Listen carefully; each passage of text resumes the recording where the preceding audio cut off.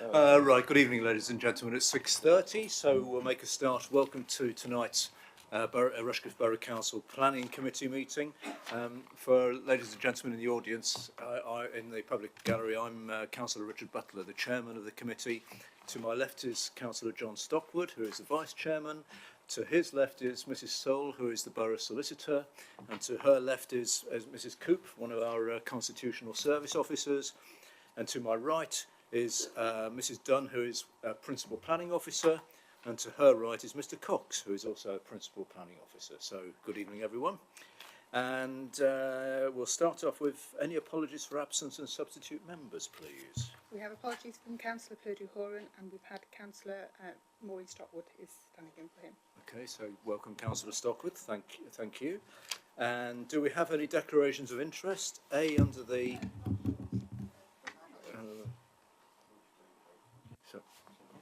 Well, you were a bit quiet. So do we have any declarations of interest under the Code of Conduct and or under the Planning Code? Councillor Edwards. Yes, I declare an interest in the last planning application regarding 72 Boxley Drive, and I shall withdraw from the room. Thank you very much. Got a note of that. And any others? No. Right, thank you. Minutes of the previous meeting held on the 14th of March. Are colleagues happy that they're accurate, and should I sign them as a correct, true record? Are you all happy with those? Thank you. I will now sign the minutes, if I find the right place.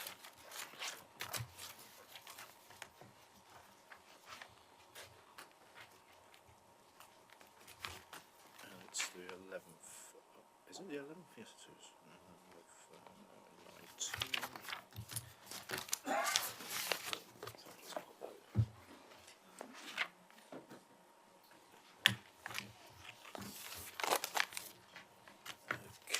Right, so we'll now go into the main items of the evening, which are planning applications as detailed in the agenda. Hopefully everyone's got sight of an agenda. And the first item this evening is the Royal British Legion premises, Nottingham Road, Gotham. This is demolition of existing buildings and erection of 8 dwellings with associated parking and new access. And Mr. Cox, I think you're talking us through this, please. Thank you. Thanks, Chair. Firstly, members will be aware that a late representation was circulated in relation to this item yesterday afternoon. As the Chairman explains, the first item on tonight's agenda relates to the Royal British Legion on Nottingham Road in Gotham. The proposed development before councillors is for the demolition of the existing building and the erection of 8 dwellings with associated parking and amenity areas, which will be served by new vehicular access off Nottingham Road. The site as currently stands includes a large derelict building with large amounts of hard surfacing together with a number of trees and hedgerows on the site's boundaries. In the wider context, there are residential properties to the south and east with open countryside to the west. Gotham Parish Hall and Recreation Grounds approximately 100 metres to the north, and a public footpath extends along the track to the west of the site and leads out into open countryside. This is a photo of the site looking northwards from the corner of the bend on Nottingham Road. This is a similar aspect with more of Nottingham Road in view. This photo shows the west part of the site with a view along the access track. This photo looks along Nottingham Road and shows the site's frontage with the trees in view. This is the access track which runs between the site and the adjacent residential property of number 29, Nottingham Road. This shows the existing building from within the site. This is a photo from within the site looking towards a residential property to the east. This looks towards a public footpath to the west. So this is stood on the public footpath looking southwards towards Nottingham Road. This plan here shows the layout of the site with the access and arrangements and demonstrates how a refuge lorry would be able to enter into the site, turn around and exit in a forward gear. This plan shows the elevations and floor plans of a 3-bedroom house type and this of a semi-detached set. This is one of the 4-bedroom house types proposed. And again, another 4-bedroom house type.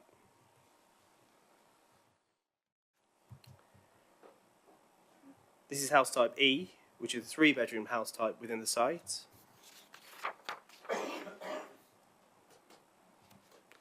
Finally, this is house type F, which is another 4-bedroom property. By way of information, this plan was the originally submitted proposal, which sought permission for 9 dwellings. However, following concerns raised by officers due to design issues, the scheme was amended to that now before you, which is this scheme. Members will have had a sight of the committee agenda, which contains the officer's report together with the officer's recommendation. By way of a summary, it is the officer's opinion that in terms of the principle of development, the proposal constitutes appropriate development in the Greenbelt, as it is redevelopment of previously developed land in such a manner which will not have a greater impact upon the openness of the Greenbelt than the current situation. In terms of the spatial strategy for housing within Rushcliffe, Policy 3 requires rural settlements to cater for residential development to meet local need. Policy 3 of the core strategy requires such housing to be localised infill development, and it is considered that this scheme complies with this requirement given the brownfield context of the site adjacent to other residential properties. Furthermore, the site is in close proximity to local amenities such as school, play area and the village hall. The current site is a community use and local plan requires the loss of community facilities to be justified. In this instance, the agent has provided evidence to suggest that the site has lay empty for 5 years. There is an existing village hall nearby, together with a church, hall, pub and shop in the village, and that the asset of community value process has effectively tested the market for any potential community reuse. In addition, the marketing agents for the site have confirmed that there has been no interest from existing local community groups. In terms of the design, following the receipt of amended plans, officers are content that the development will have an acceptable impact on the street scene and the character of the area without harming residential amenity. Members will note within the officer report that the size of the proposed gardens does not meet the sizes advocated within the Council's Residential Design Guide supplementary planning document. The guide suggests garden depths of 10 metres and rear garden areas of 110 square metres for detached dwellings and 90 metres for semi-detached dwellings. In respect to the proposal, the rear gardens range between 6.3 metres and 9.3 metres in depth, and in terms of area, they fall at 25% below the requirement. However, the guide explains that, where guidelines are not met, developers will need to demonstrate that the proposed sizes are acceptable. The guide provides examples of in which circumstances smaller sizes are acceptable. One of the stated instances is that the site is in close proximity to public open space or accessible countryside, and another is that there is an overriding need to develop the site in such a way as to maintain or enhance the street scene. In this instance, the site falls within 100 metres of this substantial area of open space, and the frontage layout is more preferable in order to have a positive impact on the street scene. As such, the proposed garden sizes are considered acceptable in this instance. In terms of highway safety, the proposed access and layout arrangements have been reviewed by Nottinghamshire County Council's Highways Department, and it is considered that the proposal will not cause harm to highway safety. Parking provision to certain properties is considered to be acceptable. Overall, it is considered that development of brownfield site would have a positive impact on the public realm and provide new housing opportunities for the settlement of Gotham. And for the reasons identified within the officer report, the application is recommended for approval subject to the 16 conditions outlined within the report, with the exception of condition 16, of which the wording has been amended by the late item to the committee. Thank you, Chairman. Thank you, Mr. Cox. And can members confirm, have you received the notes with the late recommendations and the revised condition? Okay, thank you. So in line with the way of working on the Planning Committee, we now have an opportunity for speakers. And we have 2 speakers on this item. The first speaker is Claire Adey, who is the agent for the applicant. And the way it works is if you come up to the table here and if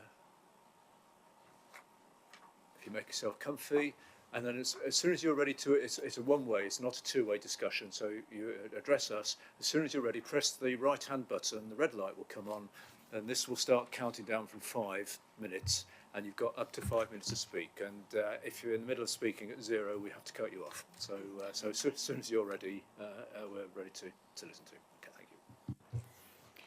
Good evening. Thank you, Chair and members of the committee, for this opportunity to speak in support of this application. We commend to you your officer's professional report, which sets out the relevant issues and provides a clear assessment of the planning balance on which a decision is to be made. Getting to this recommendation before you, it has been a mutual exercise in collaboration with your planning and urban design officers and consultees to establish a design and layout that will truly establish its own sense of place and contribute to the character and quality of housing stock in Gotham. In addition to the formal process, we have also met with the Parish Council and local residents, and as a result implemented a number of amendments to the layout. While various layout options were considered, the latest scheme strikes the correct balance between making the best and most efficient use of a derelict brownfield site and delivering a suitable level of vehicle turning space, garden space and parking. Nothing has had to be compromised to any significant extent. The housing to be provided is modest family accommodation and again strikes a balance between a more cramped form of smaller terrace dwellings or a more wasteful form of large executive-style housing. The homes proposed will meet the needs of growing families, freeing up smaller homes in the village for first-time buyers. Residents will be provided with appropriate levels of off-street parking and will have easy access to the neighbouring recreation ground and village facilities.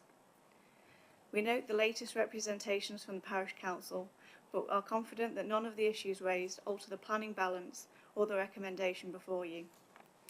In respect of tree loss, the application is supported by a detailed tree survey, which identifies that all of the trees proposed for removal are Category C or below, i.e. of low value and life limited.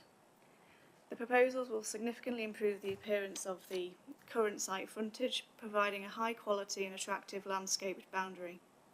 Overall, the proposals will see the regeneration of a derelict brownfield site with the provision of high quality, modest family homes that are designed to be in keeping with their surrounding.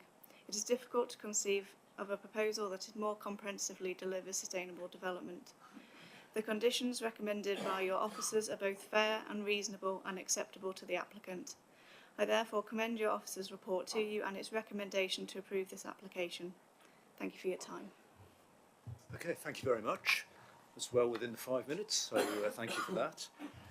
And our second speaker on this is a ward member, Councillor Brown, who is actually here on behalf of the ward member, Councillor Walker, who is away at the moment, but Councillor Brown is sitting in for him. So as soon as you're ready, address the committee. Okay, thank you, Chair. Good evening, committee. We are rightly proud of Rushcliffe Borough Council's strapline: great place, great lifestyle, great sports.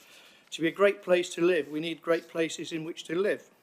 I invite you this evening to refuse this application on the basis that it is a missed opportunity to provide the people of Gotham, and if built, the occupiers of these properties, with a great place. The British Legion site is in a terrible state. It is an eyesore. We want the site to be developed. We support the principle of a housing scheme on the site. What we do not want is to settle for mediocrity with a scheme that fails to address the village's housing need. From Gotham's perspective, this is a prime site in the heart of the village, with easy access to all the local amenities, ideal for a bold scheme targeting the identified gaps in housing need. Smaller sized units, particularly suitable for both younger and older people. Careful reading of the report before you this evening gives you a good indication as to the limitations of the application. You will all, I'm sure, have read the more robust arguments in favour of an application. The appraisal section contains the phrase, on balance, 3 times. The lengthy negotiations and numerous revisions have resulted in what is only described as a more acceptable scheme. Surely we can do better than this. We are, of course, assessing the application against material planning considerations. There are a series of bases on which I invite you to refuse the application by taking into account local circumstances, by reflecting the character, needs and opportunities of this area. RBC's core strategy policy on housing mix states that appropriate mix shall be informed by local evidence of housing need and demand. Further, that consideration should be given to needs and demands of the elderly as part of the overall housing mix. The core strategy also states that new homes in Gotham will be solely to meet local need. The last detailed housing needs survey for Gotham was produced in March 2016. This established a need for small-sized 2 and 3 bedroom market housing. This application does not meet that robustly assessed local need. Policy 11 of the NPPF states that the planning decision should make optimal use of the potential of each site. This site has a huge potential. It is centrally located within easy reach of the public transport and village amenities. This makes it ideal for older people or those with mobility issues. Optimal use of this site would thus be providing housing type suitable for older people, which this application fails to do. Policy 12 of the NPPF states permission should be refused for development of poor design that fails to take the opportunities available for improving the character and quality of an area and the way it functions. On this, I concur with the design officer that these such opportunities have been missed. The design is bog standard, adding nothing to the visual amenity of this prominent location. The site is in close proximity to our local landmark village sculpture depicting the wise men of Gotham, the legend that is famous throughout Nottinghamshire and many parts of the world. We would hope for a more architecturally valuable backdrop to this monument to our distinctive history. The size of all the gardens fall well below the standard prescribed by the Rushcliffe Residential Design Guide, and this is a symptom of overdevelopment of the site caused by a failure to provide the needed small-sized units, and we should have lofty ambitions for our residents. The development also fails to provide any affordable properties the council stated targets. All parties share a desire for this site to be developed, and it is right to give significant weight to the benefits of its redevelopment. However, this should not translate to a preparedness to permit a poor scheme. The site is in a terrible condition now, but that, we hope, is temporary. What replaces it will be permanent. We must not be content to allow, in the Conservation and Design Officer's words, missed opportunities to passers by. I invite you this evening on balance to refuse the application. Thank you, Chair. Thank you, Councillor Brown. So that's well within time as well. So we heard from Mrs. Adey, who commends the officer recommendations and the working, and has explained how the applicant has worked with the parish council and local residents to amend layouts over time. Considers it a good plan, allowing for vehicles to enter and turn around and park safely. Considers to be modest family homes and will be of help to growing families, and gave us some information about the trees. Will improve the appearance of the current site, and it's a regeneration of a brownfield site within the Greenbelt area. Councillor Brown is against the application. He referred to the Rushcliffe Great Strapline, it's a great place to be. He thinks it's a missed opportunity and is not suitable. The houses are not relevant or suitable for the housing needed, the understood housing need in Gotham, to have smaller houses for local families. He also made several points about the core strategy and the national planning policy framework. Considers the designs to be bog standard and with potential clashing with the village monument and the history of Gotham, and also referred to small gardens and lack of affordable properties. So I think that's covered the points we heard. Would you like to pick up on any of those observations, please? Thank you, Chairman. Yes, one particular point is the comments from the Conservation and Design Officer. Two sets of comments have sent through. The later, yes, admitting that whilst there are improvements that could be made, they wouldn't advocate a reason for refusal on design grounds based on the latest scheme before you. I think I've touched in my presentation about the issue in terms of garden sizes. The site is located very close to a large recreation ground, and whilst yes the sizes do fall marginally short, it is considered that the occupiers will have an opportunity to have an overall high level of amenity because of these public facilities nearby. there's anything else I think I would like to necessarily come back on, unless you.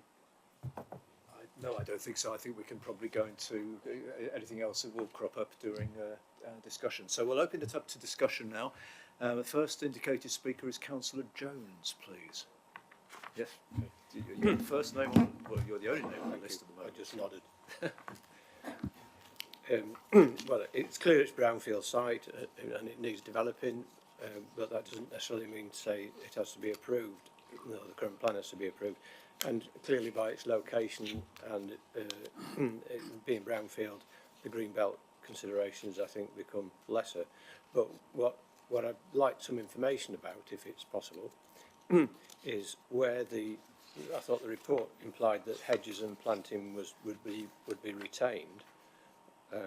Maybe I'm wrong. In paragraph 17 it says retention and gapping of the tree hedge line, but also there's mention of the neighbourhood plan, and that's slightly dismissed when we hear that there was some plan in 2016, and I don't know what this survey of the recent one said about housing need, so I just welcome any clarification of those 2 points.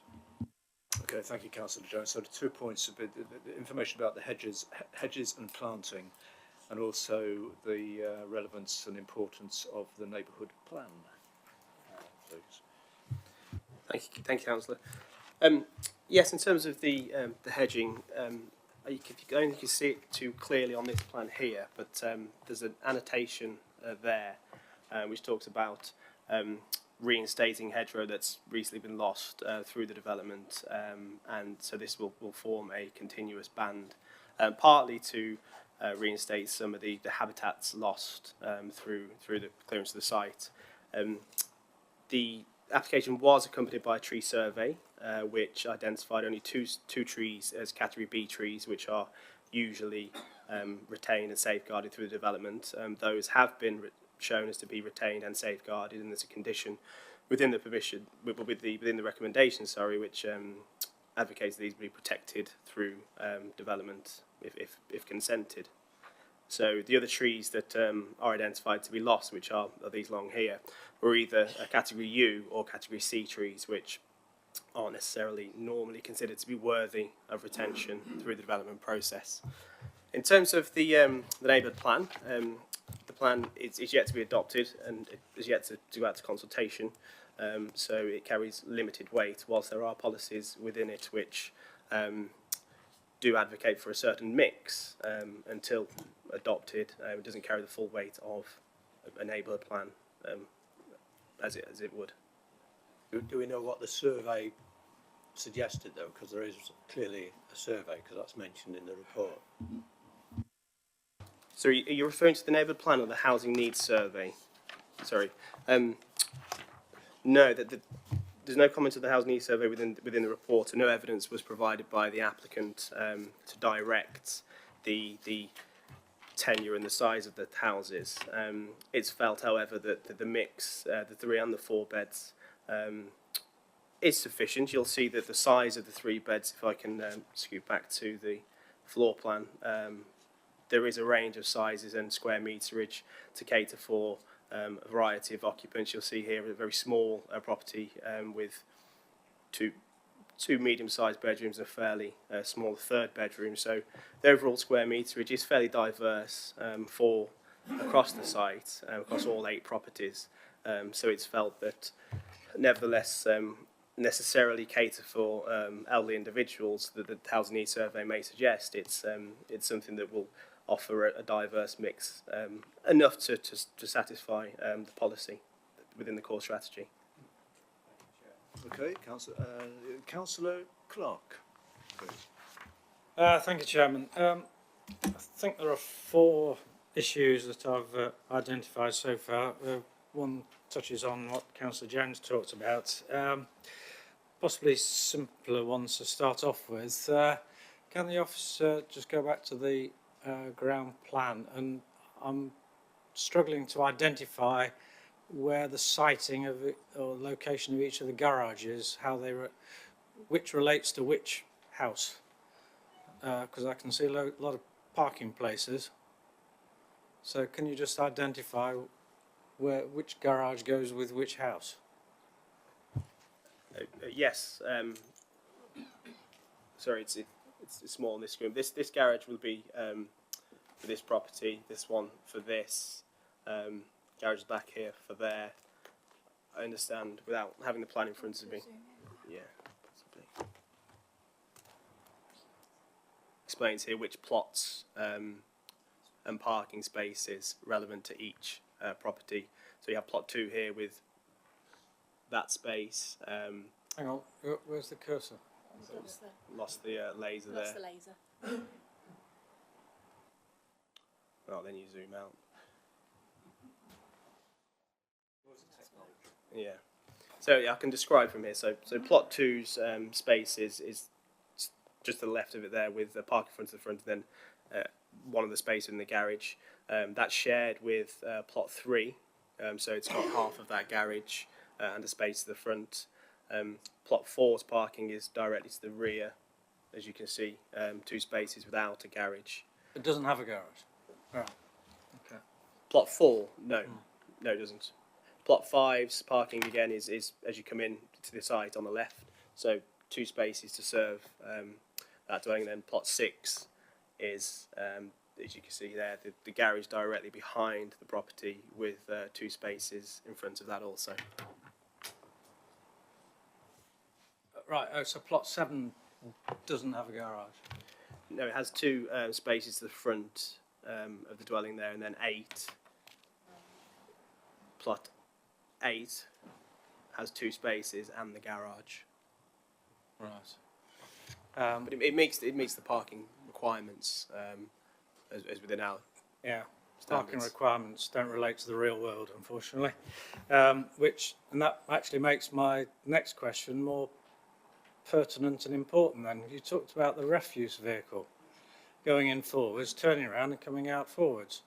I assume that's on the basis there are no cars parked on the road. I can assure you, because it hasn't happened yet in any housing estate where of this type, where cars end up being parked all the way up and around, half on the road and half on the curb or footpath or verge or whatever. And I assume that means that the refuse vehicle won't be able to turn around. Just come back on that point. It's a scheme that has adequate parking in terms of our standards, so it's not expected or anticipated that will be the case to any significant degree. And yes, of course, it's public highway. You may have visitors parking there. It's unexpected that there'll be yellow lines serving this estate. So it may be the instance in some cases, but as the scheme is policy compliant in terms of car parking, it'd be very, it's not anticipated that there will be that issue. I disagree. So, if we turn now to the policy issues, the housing need, mix of houses, and it's been talked about earlier about having a mix of larger and smaller housing. Why hasn't anything been addressed in terms of, I appreciate it's only 8 houses and not 10 houses, but there still needs to be, or there is a need for small houses, and it is my view that the neighbourhood plan does carry weight. It might be an emerging plan, but we need to take account and represent the views of the local people and the local needs. And so I'm not happy with the fact that they are the type of houses they are, and I have to say they're pretty basic design. There's nothing attractive or innovative about the house designs. And I think that if some of the houses had been smaller, then you wouldn't have had the garden size problem. And I'm quite concerned that the garden sizes are below our own standards. It's just come to mind while I was just mentioning that. I just had a strange thought. it's expected that they can use the public play facilities. I'm envisaging a sign that says, please give priority to the children from this particular housing estate. You know, how, on what basis should they be relied upon to go and play somewhere else when we have our own garden size guidelines? So at the moment, Chairman, I'm not happy with this application. Well, thank you, Councillor Clark. That's what we're here for. We're here to look at the report, the application, and take some decisions. But do you want to come back on the garden size? Yes. Yep. Yep. Sorry, yes.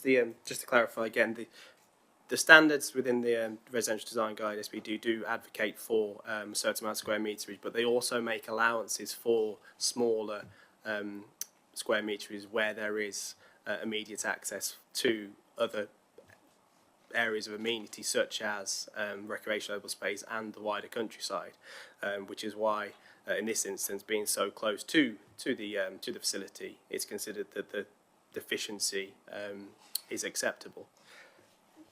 Thank you. Thank you. Our next speaker is Councillor Thurman, please. Thank you, Chairman. The first point of mine is the fact that this is for full, so we've got to get this right straight away. Sorry, could you say it again? This is a full application, so we need to have it right on the first session, so to speak. I mean, this site is very central to the village, and to my mind would have been far better used for some smaller housing of a lesser size for people to be handy, maybe older people. The garden sizes, which I'm going to come here again. I mean, the officer's comment that acknowledged that the garden sizes are below the design guide. However, a public right-of-way runs alongside, as much as they won't go and clear off and play there. Which, in brackets, which is private, but currently used on an informal basis. Well, they've only got to get somebody to put a gate on who owns it, and that job's set up. That's an absolutely ridiculous comment. I think this site, it wants something doing with it, but I don't think it's this design. The other thing is, Gotham is Greenbelt. Now, most times when we get something in Gotham, a small bungalow or something of that nature, oh no, they can't build it. But now you're throwing it open to 8 dwellings right in the centre of the village, which will block the view from the green belt and the hills behind. I'm sorry, I don't go with this at all. Thank you. Okay, Councillor Thurman, thank you. Well, I mean, you refer to other applications, bungalows or whatever.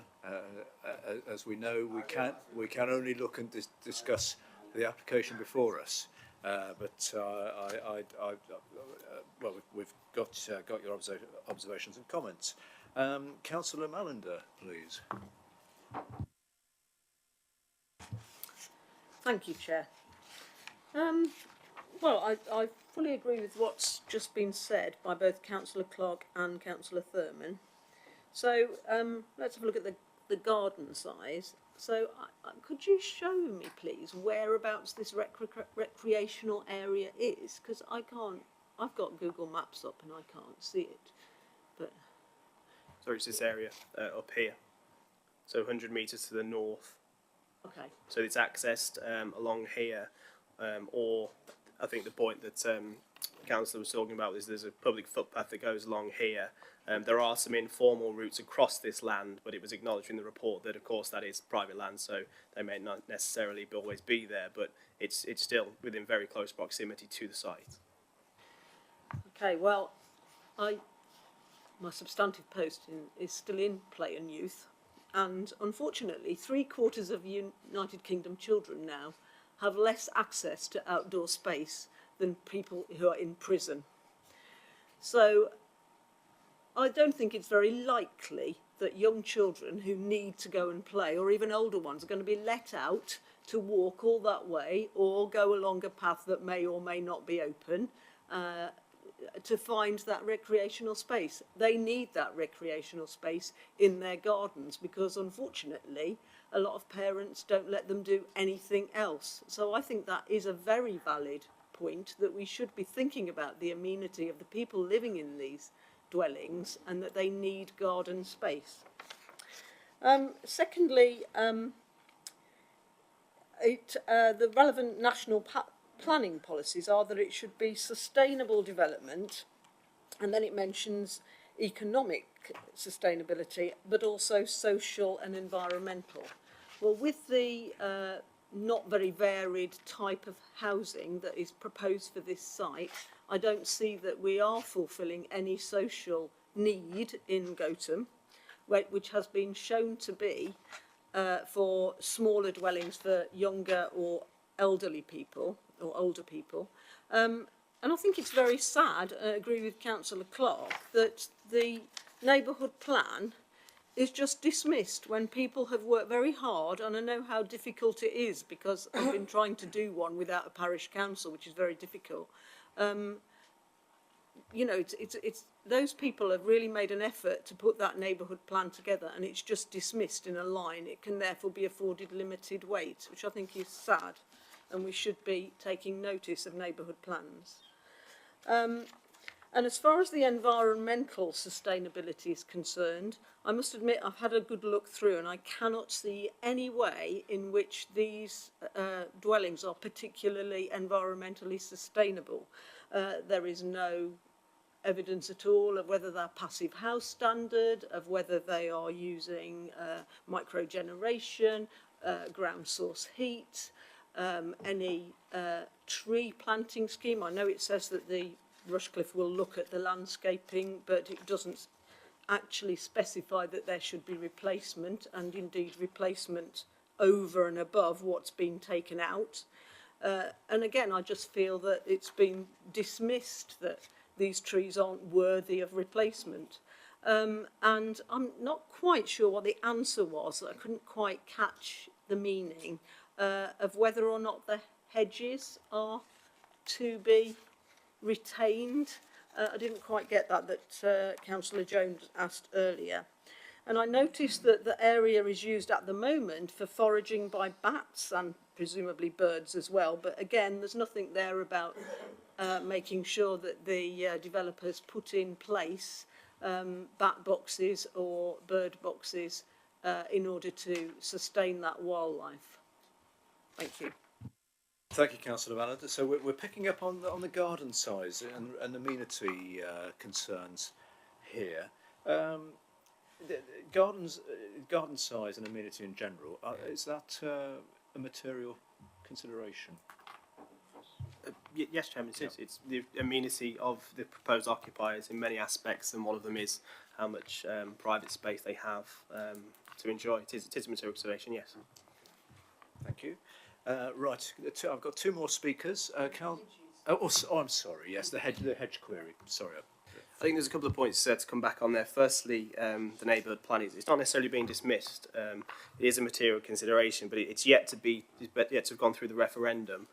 So the weight that you can give the policies within the plan is limited, and that's set out within the report. On the points of the sustainability of the properties, Rushcliffe do not have a specific policy which requires a residential development to have these elements of like passive house or solar gain, which you referred to. They will be required to comply with the modern building regulations, which do advocate for some certain types of sustainable credentials. And in terms of the ecology aspects and the hedgerow, they're twofold. If I can go back to this plan here. Bear with me. Just to clarify, the annotation here references the planting of additional hedge along this boundary where there are current gaps in order to reinstate any of the foraging opportunities that are lost from the removal of the vegetation within the site. That is an approach that's been accepted by the council's ecology officer, and the balance is considered to be redressed by the replanting along this hedge here. So this is to remain with the hedge is to remain, sorry, not necessarily the trees, the hedge to remain with additional shoring up and hedge planting within this area, which will be, the design of which will be controlled by the local authority by a condition. Picture. Okay, thank you. And Councillor Smith, please, Mrs. Smith. Thank you, Chairman. Can I go back to the parking issue first? If I read it right when you expanded it, there were three plots, 4, 6 and 8, that had tandem parking. And 8 and 6, I think, both had a garage. So you have the potential for 3 cars, one in the garage, and then that is a recipe for mayhem on the road, I think. Because, you know, if the one in the garage wants to get out, the other two have got to go somewhere else, haven't they? And I suspect after a few weeks of toing and froing like that, they probably will park on the road. It's the easier way out. And then back to the garden sizes. I know you've given us the depth of the garden, but what is the area of the garden? I'm more used to having the areas mentioned. Apologies, well it varies depending on which plot, but it's averagely about 25% deficient of the 110 square metres for detached properties and 90 square metres for the semi-detached properties. They're very, very small then, aren't they? They're smaller than some properties, the gardens, yes. But design guide issues. No, right. Thank you. Did you want to clarify the parking comments? The Councillor Smith's point about shared parking and... Sorry, Chairman, yes. There is no, in terms of the layout of the parking spaces, it's not necessarily stipulated within our design guide what is preferable. Yes, of course, in this instance, you have to access the car within the garage, you'll have to mean the other two, but this is a fairly common layout for modern residential developments across Rushcliffe, and we've approved other schemes that have tandem arrangements, which I'm not aware that it's led to any significant issues for parking within the highway or blocking access for refuse vehicles. Okay. Councillor Mayles, please. Thank you very much, Chairman. Nottingham Road is an exceptionally busy road. It's a bus route as well. And many of the houses do not have garages.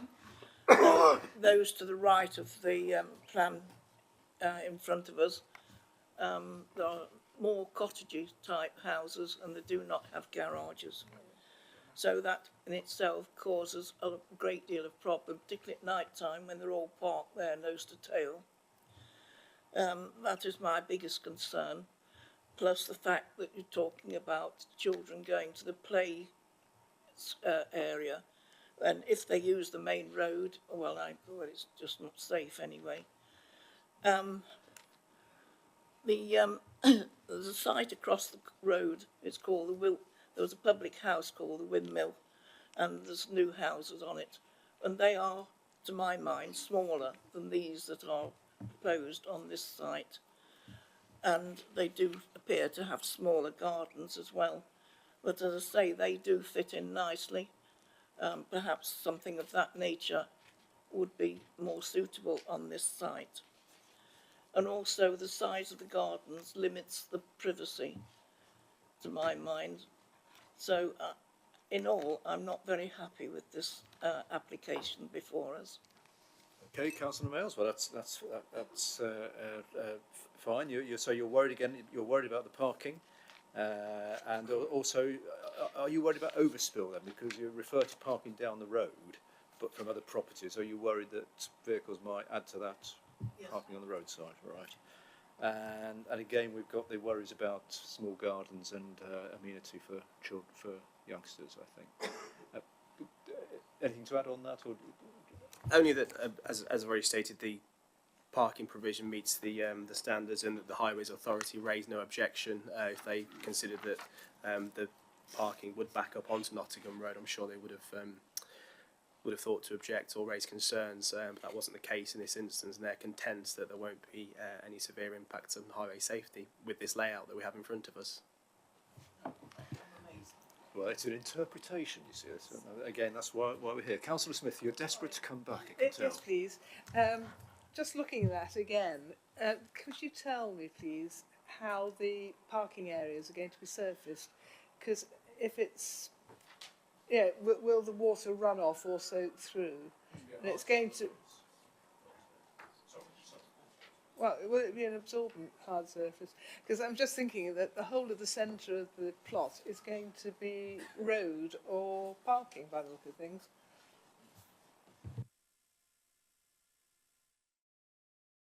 Can I come back to you on that point in a second? I'm just going to check the conditions to ensure.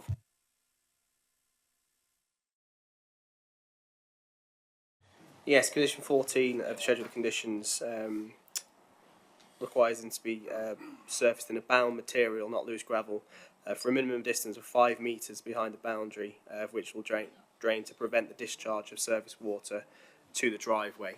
So it's anticipated they'll either have drainage within the site or they'll be tilted towards some sort of soak away within the garden area.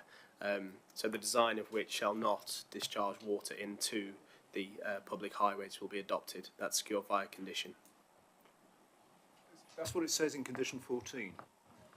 Councillor Clark. Well, sorry, can I just pick up, Chairman, on the phraseology? I'm trying to think of a polite way of saying this. It scares me a bit when an officer says some sort of. Either there is a drainage or there isn't.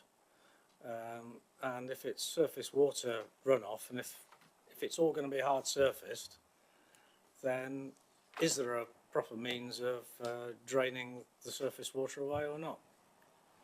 But it does say in paragraph condition 14, shall be drained to prevent the discharge of surface water from the driveway to the public highway. It's a condition. And the bound material and provision to prevent the discharge of surface water to the public highway shall be retained for the life of the development. Doesn't. So it says there will be a drainage there, but although it doesn't go into detail as to what that drainage is, but is that sufficient? I mean, is that okay, Councillor Clark? I saw your body language. Your body language, you're not convinced. Councillor Bushman, please. Could I have the larger map plan of that site, please? I'm rather perplexed about all these little boxes with the little numbers. I presume the white boxes with the figure numbers are actually car parks, and the car would gain access from the main road. However, if somebody is parked in number 8, the one to the right, the east, and can't get access to the one to the west. And similarly, with the car parks numbered 6, the same problem is there if somebody has parked in the east car park as opposed to the west car park. So I'm just wondering how, again, the garages, how do the people get access into the garages? It appears that there's not enough room for these garages and for the car parks and for access. Thank you. I mean, I think I know what you're going to say, but fly over them. It's the Highways Authority, etc. But Thanks, Chairman. Yes, I think what you're referring to is the awkwardness of tandem parking arrangement. It's not obviously not as convenient as side-by-side parking. And yes, you're correct. If a car is parked within the outermost space, then they'll have to move that forward in order to get another car behind it or into the garage space. But like I said previously, this is an accepted layout of parking and has been approved on other schemes in the borough. Yeah, this isn't anything new or groundbreaking. It's a fairly accepted method, which is presumably why the Highways Authority raised no concern with it. Well, I think that would cause a lot of grief to the occupants of these houses. Specifically, access to the garages. which is the garage? Is the dark coloured area or the area that's lined in? It's a roof plan, if you like, what you see before you. So you have the properties marked with the letters, and then the smaller boxes next to them on A, C, the top of B. Those are the garages. Then the dotted shapes in front of the parking spaces that are in front of the garages. So if the two allotments, the two plots that have been allocated as number 6, if they're both full and taken up, nobody's going to get through to that garage at the end. No, that's correct, but a property of that size would only require 2 parking spaces in terms of its provision. So if you like, the garage space is an over provision for a property of this size. So it caters for itself if there is a car park in there or not in that instance. Just finishing off, I think that's more than likely going to cause serious problems with regards to parking on that main road through there. And you're going to get at the junction at the end, you're going to get cars parked down the bottom there. Okay, thank you, Councillor Bushman. Right, Councillor Edwards, please. Thank you very much, Chair.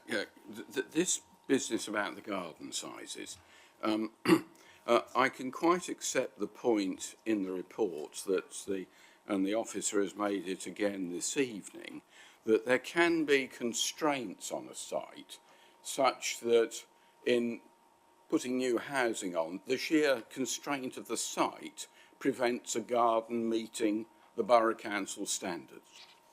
And that would be, I think, Chair, on a very small site, right in the centre of a town.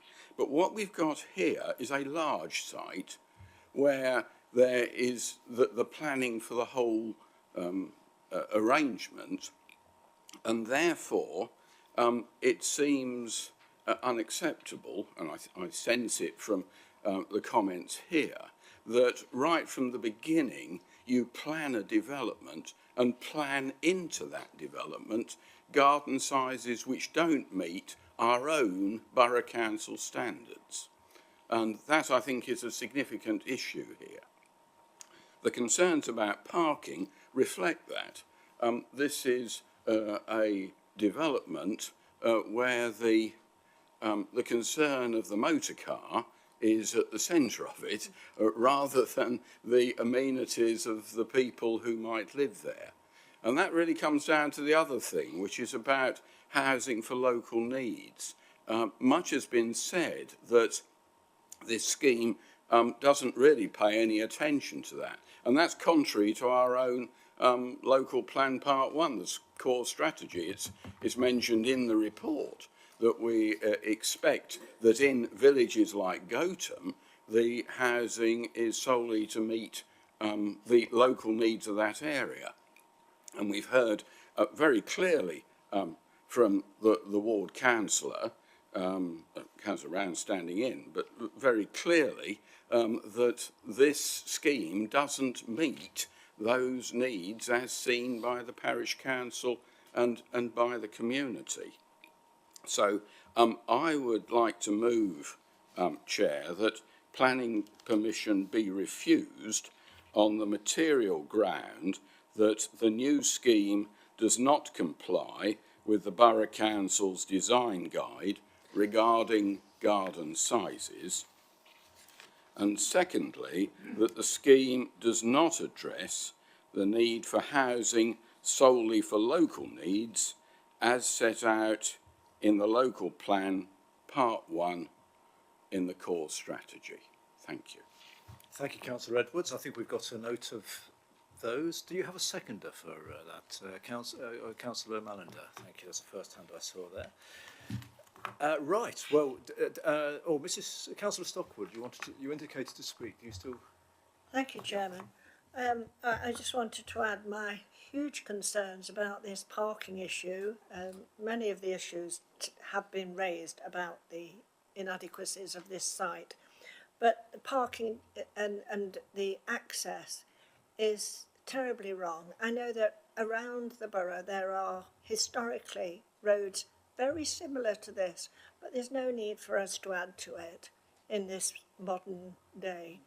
And it's not just the refuse lorry that needs to get up there. Everybody has stuff delivered these days. There's lorries coming all day, dropping items off on my road, which used to be a country lane. So, you know, I don't think it's planned for today's age. Okay, thank you, Councillor Stockwood. Right, well, we've got a recommendation to refuse for reasons given. Chairman, sorry. Can I just, I support the 2 reasons given. I'd just like a bit of guidance from the officers as to whether, because I'm concerned about just the pure design of the houses.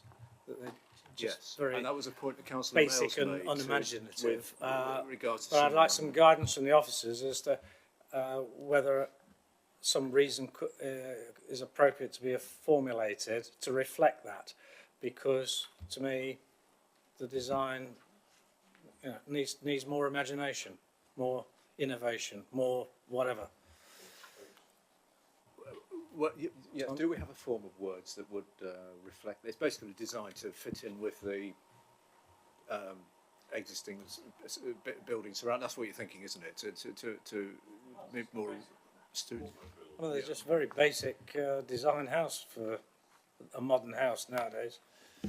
So there's 2 separate things there. I think the question I need to ask is, are you referring to the actual elevational treatments of the properties and their appearance, or do you mean the design and layout of the site as a whole? Because there's 2 different elevation, approaches. design, of the actual properties. Well, I mean, yes, they are simplistic. They're not overly complicated, and they're looking to reflect the accommodation that's provided within the site. It's an opportunity for this particular site to sit as a more of a standalone site within the street scene. If you look at the, it will be read as a scheme, as a new development, and these 4 properties here will interact with the street scene a lot more than the dwellings at the rear. And whilst yes, they're not the they don't hold the most architectural merit. The officer's opinion is that refusal on those grounds would not be, the harm caused wouldn't be a reason to sustain refusal. Does that help, Councillor Clark? Councillor Thurman, you wanted to come back. Thank you, Chairman. I think the overall idea here is that this current layout is unacceptable for this site. I don't have a problem with building on this site as such, but this layout is over intensive for the size of the plot. On paragraph 42, the Gotham neighbourhood plan, which we have said we need to dismiss, they have suggested this site for 11 dwellings of a smaller nature, given the fact it's in the centre of the village, to be handy for less able people or people without cars to be handy to the village, which is ideal. So they're looking at 11 dwellings. This is only 8, but the houses are too large and it makes it over intensive on this site. And plus the fact of the minute gardens, and we also have to consider that we are being told in the very first paragraph that Gotham is overwashed by the Greenbelt. So that's another consideration that must be given to this application. Okay. Well, could it not be argued that if you had 11 houses in the plot, then their gardens would be even smaller? Good. Or 2 pairs of 2-storey flats or something. Do you want to come back? This is not right. Well, that's your view, that's your interpretation. Nothing else to add on that. Right, I think there's no other speakers indicating on here. I think we've had quite a big discussion on this, and we've covered a lot of points, and also some points several times. We've got the recommendation from Councillor Edwards and Councillor Mallender to refuse for the reasons given. I think we've got the note of the reasons. on amenity in particular. So we better go to a vote on this. So we're voting now on the revised recommendation to refuse permission for the reasons shown. Can I have a show of hands, please?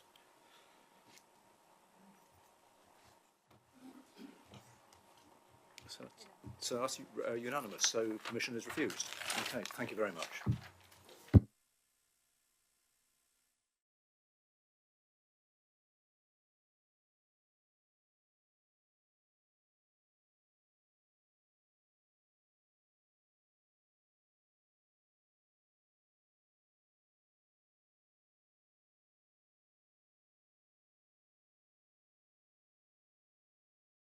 Right. We'll move on to our next. Are we ready? Are we still with us? Are we ready to move on to our next application, which is 17 Elter Water Drive, Gamston? It's a construction of a two-storey side extension. And this is Mr. Cox again, please. Thanks, Chairman. So this item seeks full planning permission for the erection of a two-storey side extension at 17 Elterwater Drive in Gamston. Members will see from the overhead that the application property is surrounded by residential properties, including those which back onto the site at Martindale Close. This photo shows the application property from the street scene.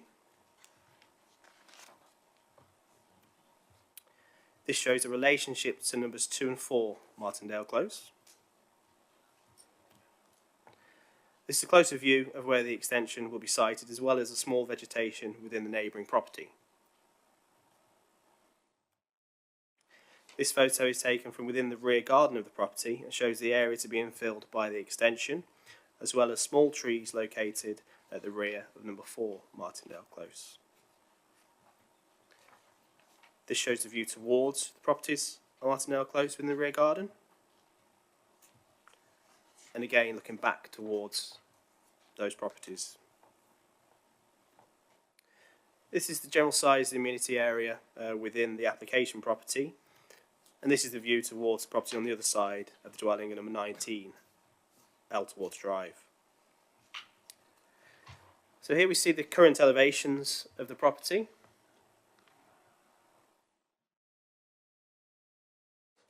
With the current floor plan arrangement.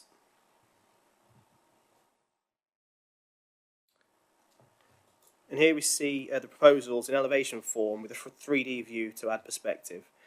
Given the minor scale of the proposals, the extension is considered to have an acceptable impact on the appearance of the host dwelling and the wider street scene. In terms of the impact upon neighbouring amenity, the closest dwellings which would be impacted are numbers 2 and 4 Martindale Close, as you saw in the photographs. Members will see from the plans that an ensuite window is proposed on the side elevation looking towards those gardens of those properties. However, this will be obscurely glazed, so it will not offer any significant views into those private areas. In terms of massing and scale of the development, members' attention is drawn to the separation distance between the rear windows of number 2 and 4 Martindale Close and the side wall of the proposal, which stands at approximately 13 metres, which is considered adequate to prevent significant harm being caused to the outlook from these properties and from those rear aspects.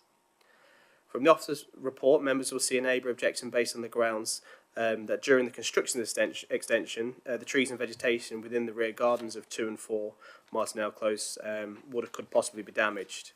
However, damage to property during construction works would be a civil matter, and the trees in this instance are not considered worthy of protection with the tree preservation order. Overall, the scheme is considered to have a satisfactory design upon the appearance of the street scene, as well as the impact upon neighbouring amenity, and consequently, the application is recommended for approval, subject to the conditions outlined within the report. Thank you, Chairman. Thank you, Mr. Cox. Now, we don't have any speakers.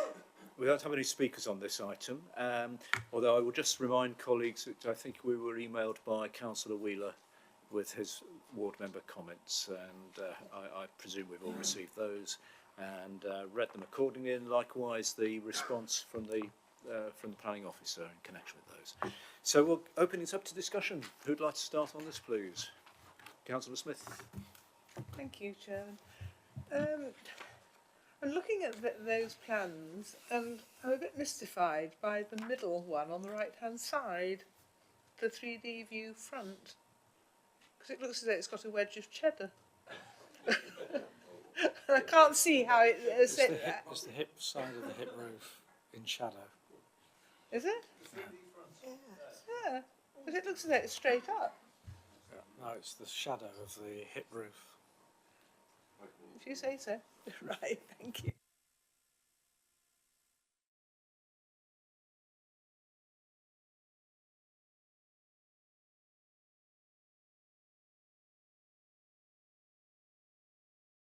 Sorry. Yeah, I'll propose it. You're proposing. Do you have a seconder for the recommendation, or does anyone else wish to speak? Councillor Jones. I can see why the neighbours are concerned and the ward member, but it's a fairly small extension, and I'm happy to second that. Thank you, Councillor Jones. I mean, like you, I absolutely understand the concerns, and we have to look at those seriously, which we are, of course. That's why it's at the committee stage. Right, Councillor Manager. Thank you, Chair. I was just wondering whether we could have a condition, as Councillor Jonathan Wheeler suggests, that there should be some planting between 2 Martindale Close and in the rear garden, because I understand that some vegetation that's already there will be damaged because of the work, and whether that we could have a condition to say that's replaced, please. Is that something we can do? Or shall we have a look at the photograph again? What's there at the moment?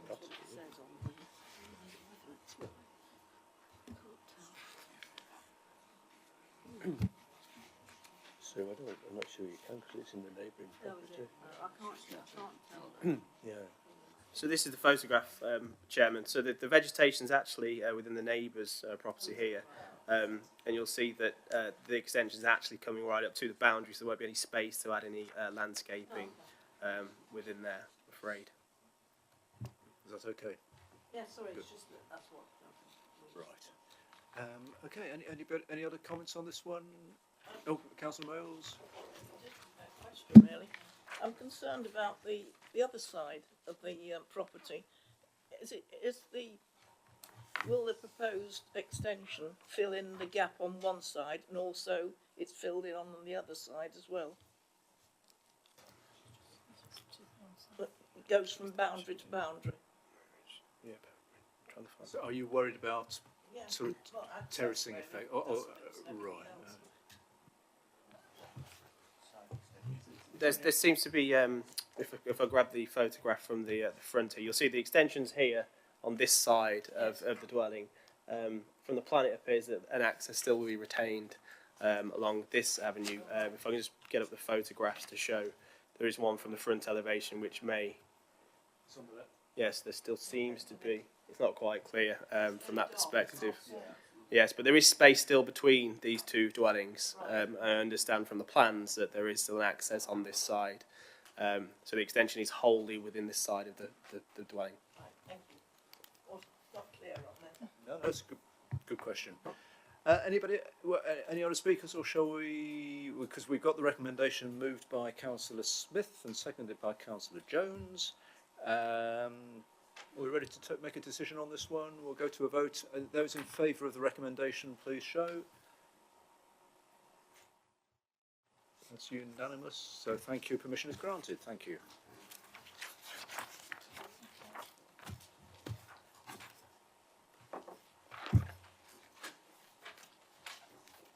Musical chairs now.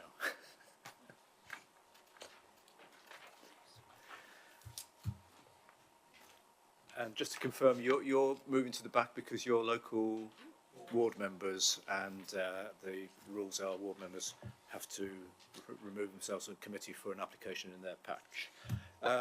Right, this is 4 Yew Tree Close, Ratcliffe-on-Trent. Single storey side extension, raised patio, new hip roof to the existing dormer, new infill garage and a replacement open porch. And this is a revised scheme. And Mrs Dunn, you're leading on this one, please. I am. Thank you, Chairman. So this is the application site relates to 4 Yew Tree Close, Radcliffe-on-Trent. Members may recall that this site was discussed at committee last May. It relates to a dormer bungalow located on a cul-de-sac within Radcliffe. Its front elevation faces on to Yew Tree Close and its rear elevation faces towards Nottingham Road. The aerial photos. We've got similar types of bungalows to either side.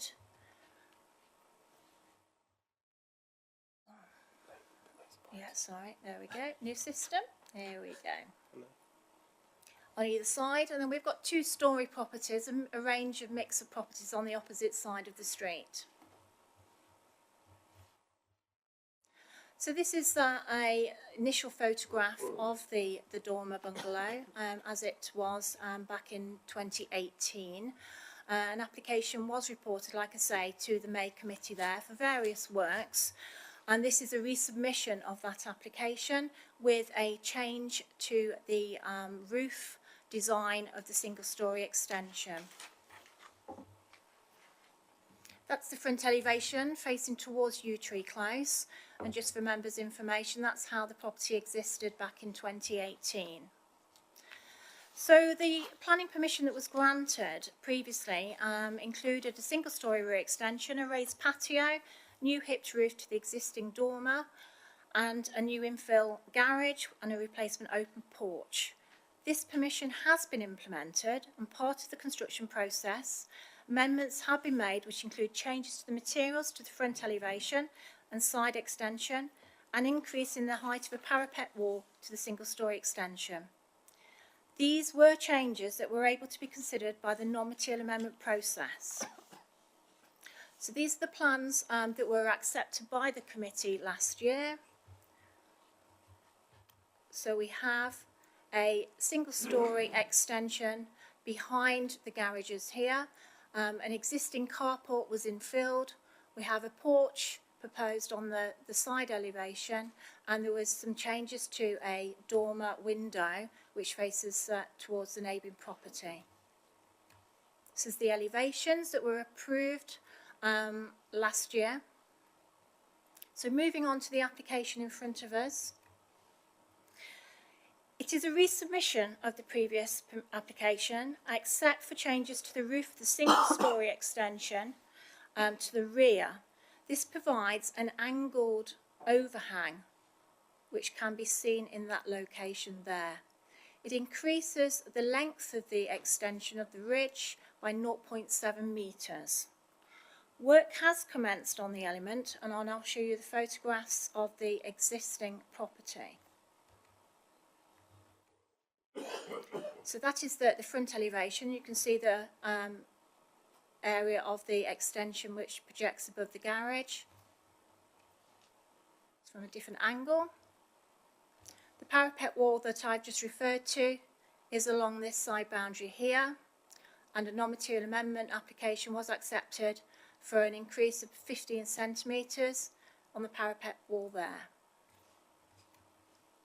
This is a view from the rear garden, showing the works in progress on the garden room extension. Members will note this is the overhang in question, that the reason why the application is in front of committee this evening. The neighbouring property on this side has a door and 2 secondary windows. That's just a close-up of the door and the windows I've just been referring to. And that's a photograph further from the rear of the property, looking towards the rear elevation. The impacts of these changes are considered within the report at paragraph 21, and officers are satisfied that the revised roof design is acceptable and would not be unduly overbearing on the neighbouring property. Officers therefore recommend that planning permission is approved, subject to the conditions as set out in the report. Thank you, Chairman. Thank you, Mrs Dunn. And we do have speakers on this application. We have the applicant and an objector. So our first speaker is Mr Birch, please.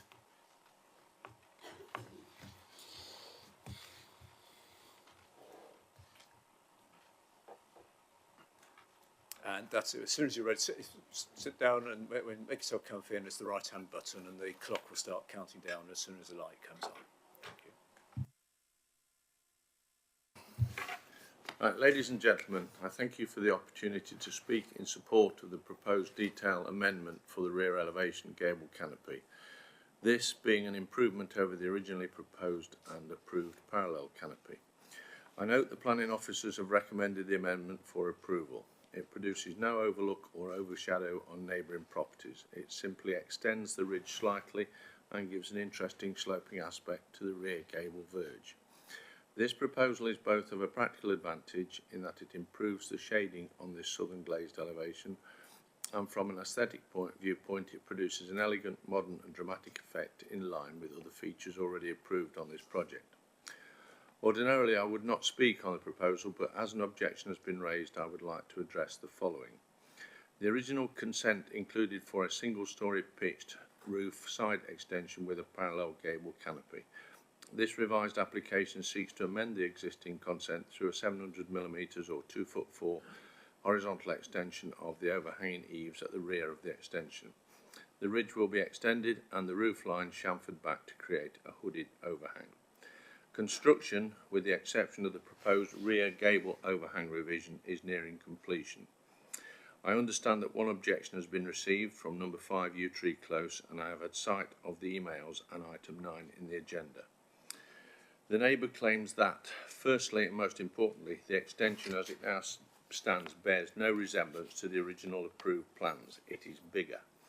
Construction has been checked by me, my architect, by RBC's Planning and Enforcement Officer and Building Control, and all are satisfied that it complies with the approved plans and there is no obvious breach of consent. This is a false claim.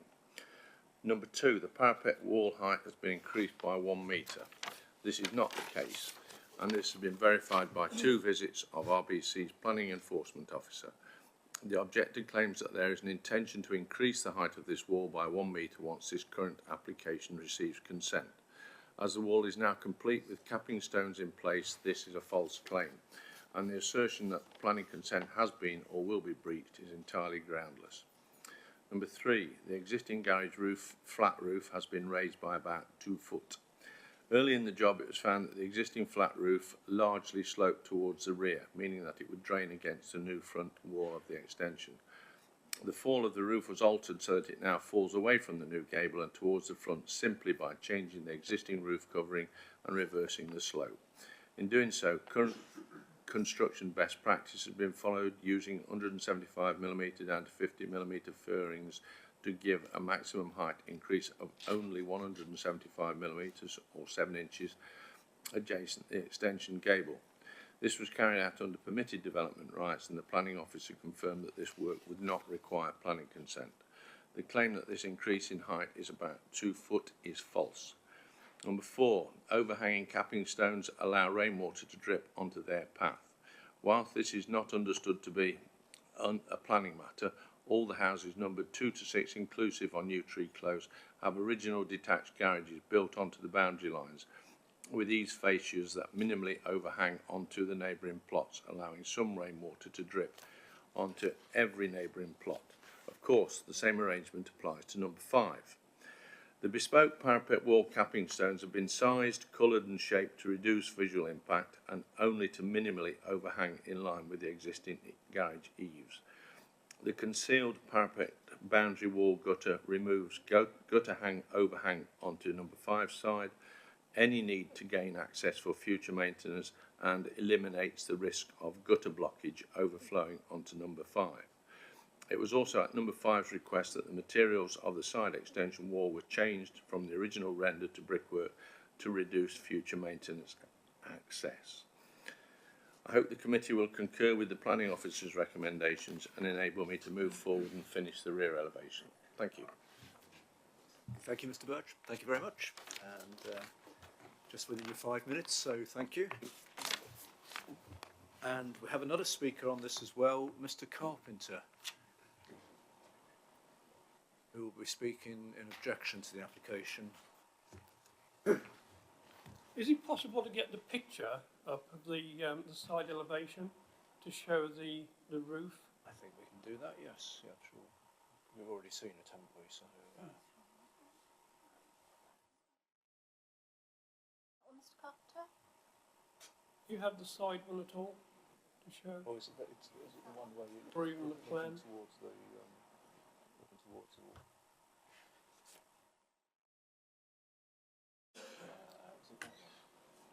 If you have a look at the plan drawing, it Yeah. shows that the extension of the roof actually comes to within the bathroom window. Yeah, I should just point out that you're technically into your 5 minutes time. No, I just want the plan up Yeah, just to show you something. Right. Well, we've That got the actual we extension goes beyond the window itself. right. Well, we've So we, the we, plan we, itself is out. right. Well, we've got the plan up now, so I think we'll if you Okay. if you talk to us about it, please. Thank you. Yes. We're ready to go. Yep. As soon as you're ready, please. I'll just go through this one here rather than praise here, but the applicant is an engineer, he's employed an architect for the plans. The height of the wall, as told to us, was supposed to follow the garage wall height. Thus there is no overshadowing of our property, which is near to our front entrance door. The building commenced, and apparently there's two sets of plans. One that the Planning Council approved, a set of plans, and one that the builders have, and they have no resemblance to those plans at all. As the adjoining wall, the parapet wall, got higher, it was extensively covered at the top with builders' bags, and it was a camouflage just to disguise the height of the actual building itself. We asked the applicant himself and the builder, and they refused to engage us and fobbed us off, but the building still continued and the wall got higher. And in fact, at one stage we came home and there's a builder there doing another 3 courses on top of the building that already was. We contacted the architect as per her construction, and she refused to visit the site to see for herself or to confirm the observations. The measurements that she gave us from her approved plans didn't match what I was measuring on the wall. The report was given to the planning officer, and the planning officer concluded that as he had no permission to build off plan, my report was exaggerated and that the photographs I produced were manipulated to support my claim of off-plan building. They didn't accept anything. The building continued and the roof got longer than was shown on any plan that was approved. There's other oddities noted as well, and a report was made to the planning. At this stage, a male officer refused to see me, nor did he accept my report and told me to leave it at the front desk. I haven't received any planning information at all. Now seen, the height of the extension wall was reduced to make it less overshadowing. This was following a report was made to the enforcement officer. I later received an amendment to the plans and comments, which I returned with copies to the planning officer in case anything went mislaid. An actual application was made to the parish council to seek planning permission for this, and they actually visited the scene, took photographs and made inquiries, and it was unanimously rejected as nothing added up to either the plan or the building, and it was left to this committee to decide. I've located the planning file and documents associated with this application, and some of the reports I've submitted are actually missing. So what you have on the planning thing isn't what I submitted. It's only 1 or 2 pages. So as you read it, it doesn't really make sense or rambles because the previous pages are missing. I conclude that the applicant and the architect, they're so skilled, they've even planned this 1/2-inch gap to catch the water. But the building materials calculated from the start of this building were for a larger building than ever shown on any plans that were submitted to the council for approval. And the size of the building was intended and planned upon before any plans were drawn up. There's a couple of builders looking at this application, and I can concur that the applicant has intentionally built off plan and he's got caught, and there's now a dilemma. If the applicant is turned down, what happens now? Ensure that the application approved by the builders materials are ready in place. All these materials are there, ready, it's built. it's all done. It's just ready for approval here. And it'll take a couple of minutes or so just to finish it off. If the application is approved, will it set a precedent for other off-plan builders to follow when they're called building off-plan and need an escape plan, i.e. a forthcoming extension at the builds at Ratcliffe? A precedent defined as a previous occurrence used to justify taking the same action in later similar situations. This isn't a stab in the back. The applicant is aware of everything that I've said. I've seen him about it face to face, including some of your members here. Personal experience in this, I've been used for unfair pressure on this. If the builders there are already aware of what's going to go, they're already aware that the application is going to be approved. And this was 3 weeks ago. Right. Okay, we've covered a lot there. So thank you. It's amazing what you can say in 5 minutes, but we've got a lot. So thank you very much. It's all on the report that I submitted to the council. But could you just turn the red light off, please? Thank you. Right, so those are our speakers, public speakers on this application. Mr. Birch, who is the applicant, explained the reason for the amendment to the application is to do with practical reasons such as the flat roof, impact of drainage on flat roof or the type of drainage. And Mr. Carpenter is a neighbour who is objecting, made reference to various claims about different sets of plans. The work carried out is not, in his opinion, is not as per permission given. Dispute with the architect, and also is of the opinion there's an inconsistency in planning records and correspondence, and is also worried about precedent setting for other applications. Of course, we're talking about this application on this side. So, would you like to come pick up on any of those points, please? I think I've covered the summary of the both for and against on that one. Thank you. Thank you, Chairman. I am just pick up on one or two of those points. Yes, our enforcement officers have been visited at this site. They have confirmed that the application is in accordance with the approval plus the non-material amendments. The applicant has commenced work on the area of the development that is subject to this application. He's aware that that is at his own risk. The Borough Council, as the planning officers, have carefully considered its impact on the neighbouring property, and we are minded to recommend approval. Thank you. Okay, thank you, Mrs. Dunn. Right, I think we better start discussing this. Councillor, yes.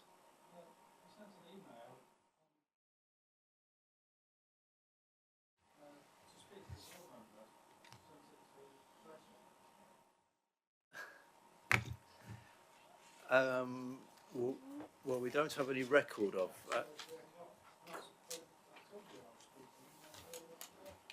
But so you're saying you had registered to speak, but we don't appear to have a record of that requirement to speak.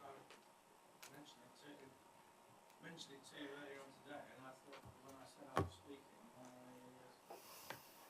assumed you would have said there was no record. Well, perhaps I hadn't got the list of speakers in front of me at the time. Right. Okay. Well.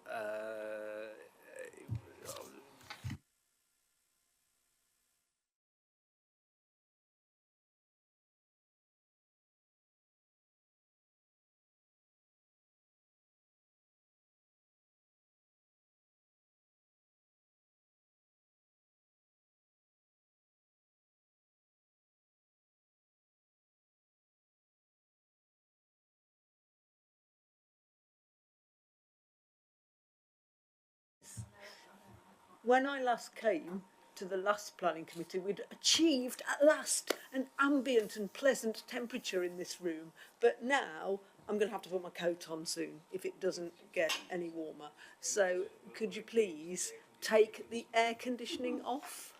It is 9 degrees outside. I've just checked with the Met Office.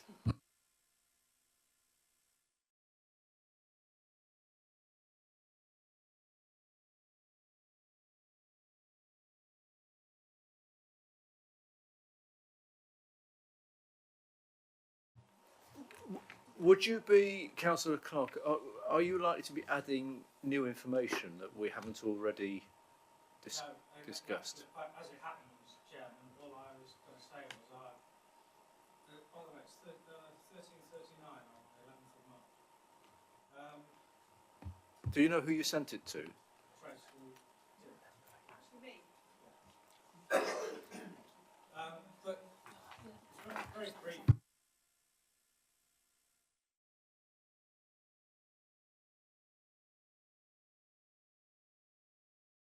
Did you send it again? The 11th of March?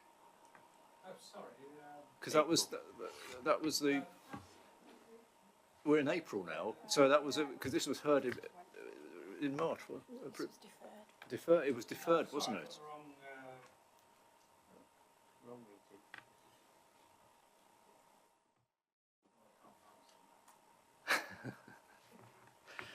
So, but anyway, back to my question: are you bringing more new information to the committee that the committee hasn't already heard? I just wanted to ensure, in actual fact, that the neighbours' concerns had been drawn to the attention of the committee, and because I didn't know whether he'd be speaking or not, he has drawn his concerns to the committee. So I just wanted to be sure that the officers would be able to address the technicalities of the application.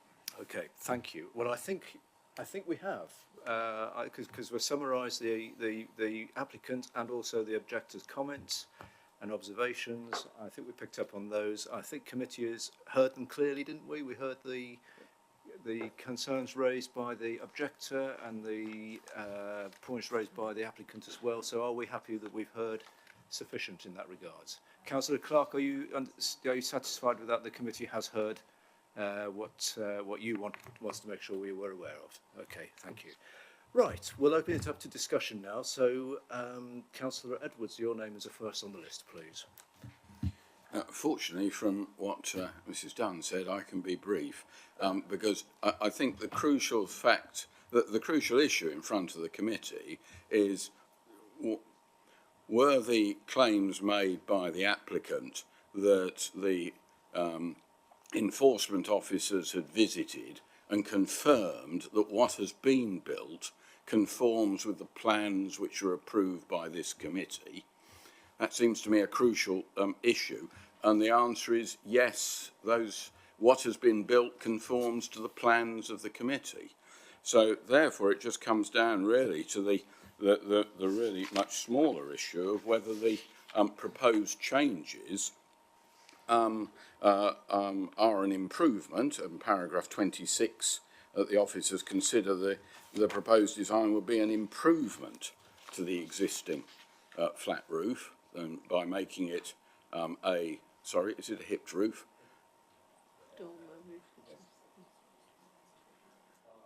Paragraph 26 is referring to the dormer window. Okay. It's 19, sorry. Apologies, Chair. Yeah. Oh, I see. Yes, yes. So, I mean, on that basis, that's such a small amendment that it's very hard to see a justification for refusing planning permission for that. So, on that basis, Chair, I'd move the recommendation that permission be granted. Councillor Edwards, Mrs. Dunn just wants to clarify a point, I think. Thank you, Chairman. Just wanted to clarify, obviously, the main body of the proposal was considered by the May Committee last year. There has been two separate non-material amendments which changed the materials on the front and on the side of the extension and increased the parapet wall by the 15 centimetres. They haven't been subject to committee, but they have been subject to the non-material amendment process considered by officers. Thank you. So just to sort of dot the I's and cross the T's there, the changes were notified to you that the applicant wished to do that. You and your officers have considered those things and approved them. That's correct. And that what is now on the building is what has been approved. That is correct. However, there is work obviously commenced on the area of the roof that is subject to this application. It's not completed, but works have commenced. Thank you. Right. Did I hear you say you were moving the recommendation? Correct, yes, Right. I was moving it. Right. Well, I know there's more speakers to come on this, but for the record, do you have a seconder at this stage? Is that Councillor Mayles? Okay, thank you. But we also have other speakers on this, and my next name on the list here is Councillor Jones, please. I'd just like to be clear whether the small rearward extension, what the impact of that is on the neighbouring property and its windows, and secondly whether the gutter overhangs the neighbouring property rather than being a boxed in gutter, because that seems to me quite often that an overhang into above a neighbouring property is a recipe for problems in the long run, but I'd just like an answer to those two questions. Okay, thank you. Can we answer those, please? Thank you, Chairman. Members will see from the photograph in front of them its relationship with the door and the two secondary windows on the neighbouring property. The overhang that you see in this area here has not increased from the previous approval. It's purely the angled section of the roof. So this remains exactly as was approved previously. It's purely the angled section of the ridge that has been projected as an additional 0.7 metres. So the previous committee approved a gutter that overhangs the neighbouring property? It approved the extent of the overhang.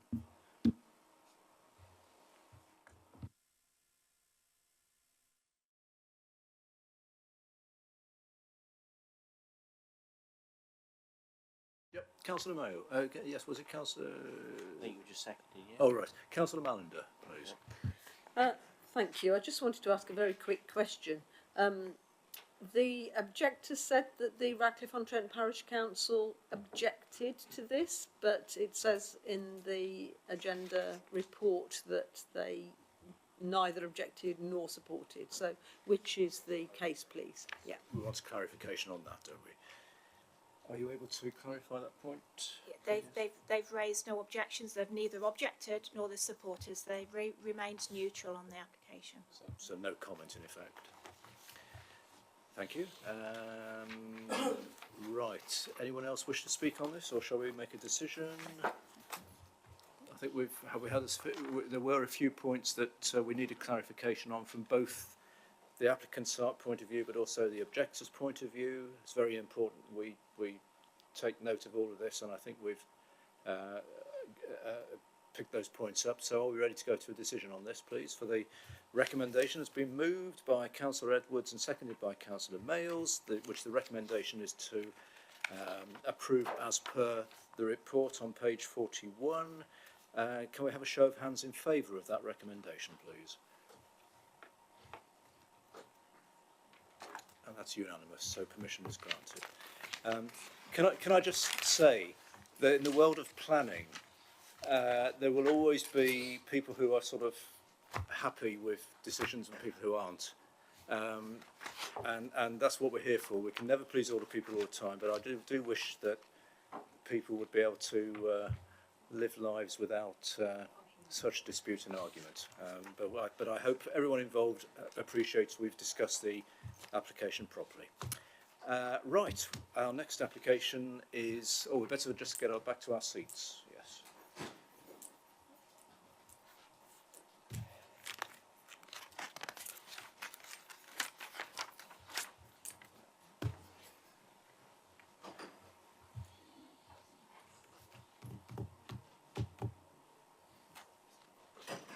Okay, so our next application is 4 Nursery Road, Bingham, and this is a 2-storey rear and side extension, erection of a new entrance porch. And Mrs. Dunnigan, please.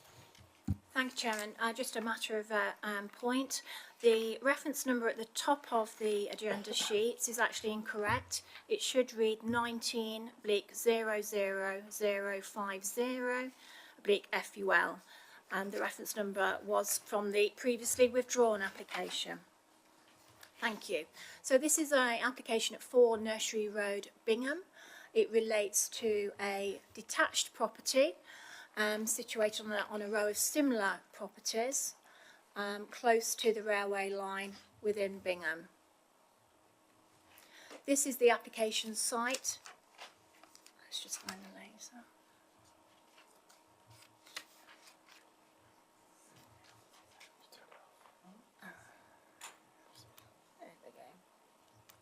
So this is the application site here, a two-storey 1950s style of property.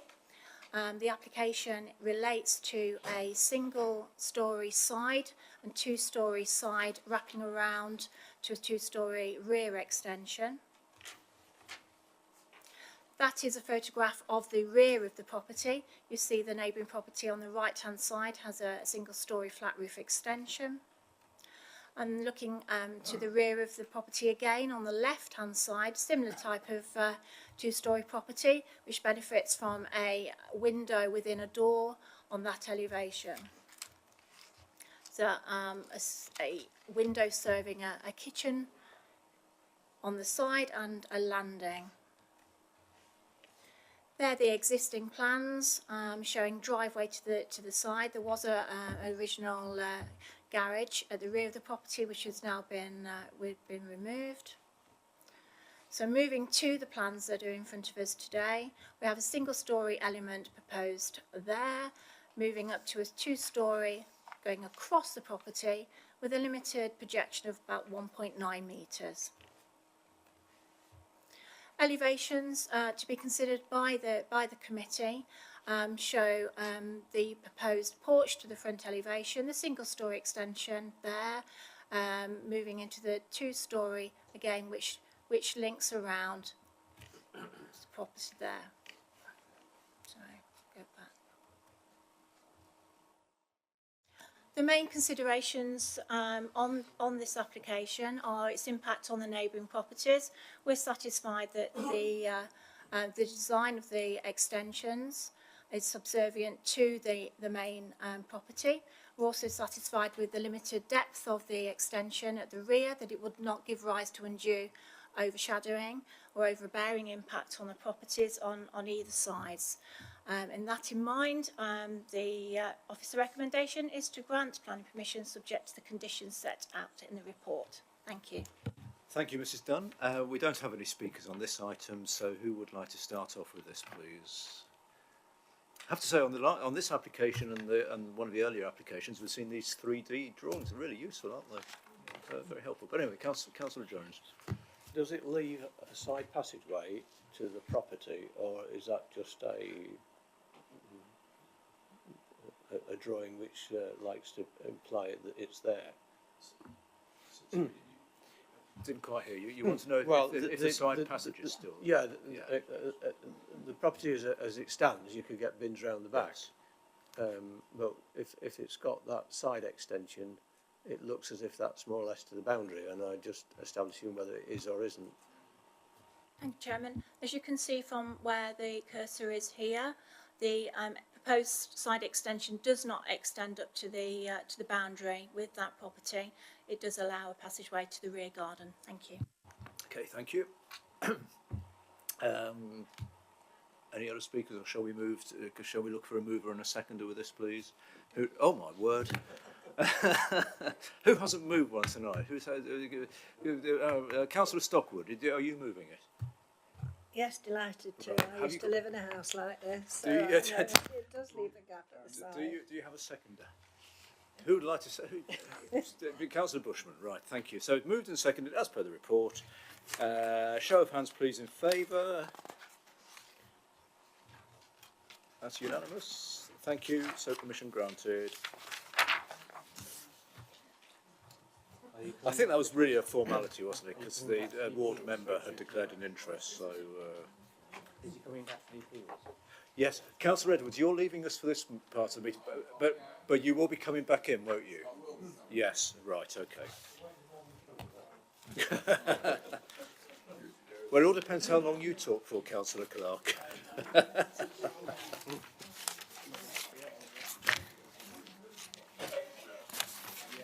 You know what these councillors are like.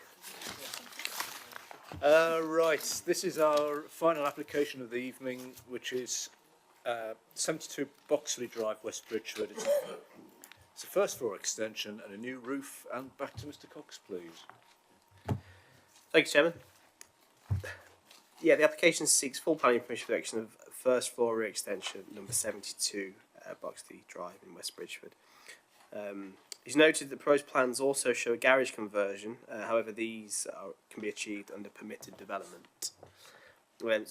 This slide shows the property in its context.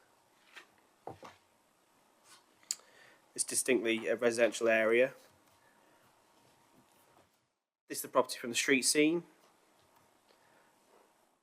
And again from a slightly different angle. This is the context of the street scene, so a fairly mix of dwellings and looking to the east as well. This photograph explains really where the first floor extension is intended to be. It's intended to infill this corner there essentially, so that the brickwork will be flush with the rear elevation there. You can see from this is the existing elevation. If you just note that recess that's currently in situ here, and then the proposed elevation is to infill that area at the rear of the property. You'll note that these plans show the garage conversion. However, as I've already stated, that's permitted development to carry out those works. The application is recommended approval, subject to the conditions within the recommendation. It's not considered there's going to be any significant impact upon neighbouring amenity or the design and character of the street scene. Thank you, Chairman. Thank you, Mr. Cox. Right, who would like to move it? Councillor Jones. Thank you. Do you have a seconder?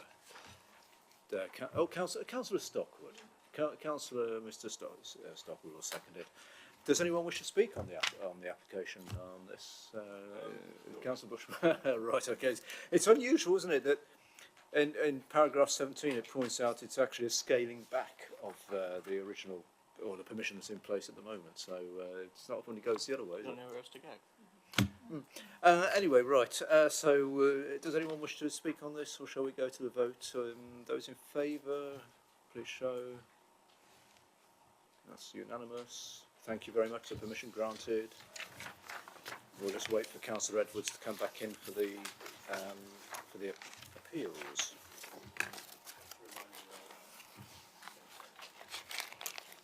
What?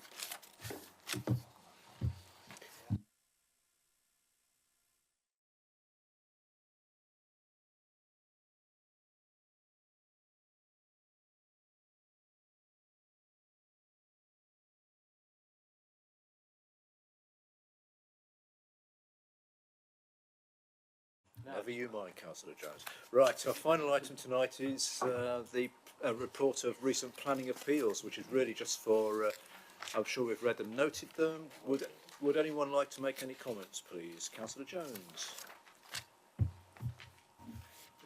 Chair, thank you for permission to address my colleagues on the planning committee in the event of some of us coming back and still being on planning. I wanted to raise under the appeals section some learning I picked up about public speaking as a result of the two applications relating to 6 Haileybury Road, which is in my ward, which most members may remember, came at one time in front of the committee and was rejected, and then second time when the roof height was lowered, it was accepted. And the applicant has appealed against the first decision, and some residents, as I now know, plus myself, having been notified it was going to appeal, sent to the planning inspector what we'd said at the planning committee. The planning inspector returns those comments saying they won't be considered, because all they consider is the officer's report and written submissions, presumably the online comments that have been received prior to the committee. And of course our debate is not conveyed to the planning inspector just the minutes. And the lesson for, and I've raised this with Dave Mitchell, who is going to chew on the possibility, is that the guidance for members of the public about public speaking at this committee should perhaps make it clear that rather than save all their points for the speech, which some of them do, that they should be advised that they should make all their points in writing before the committee, and basically so public speaking is amplifying the points. Otherwise people are misled to think, oh well, this is my opportunity to make the main points. So this is just a plea that some wording to the effect of, you know, being aware that a decision on this if the decision on this application is subject to an appeal to the planning inspectorate, words spoken at the planning committee are not considered. All prior written representations and reports are considered. It just needs to be clear, I think, to members of the public who are otherwise quite vulnerable, and that includes the applicant or the objector.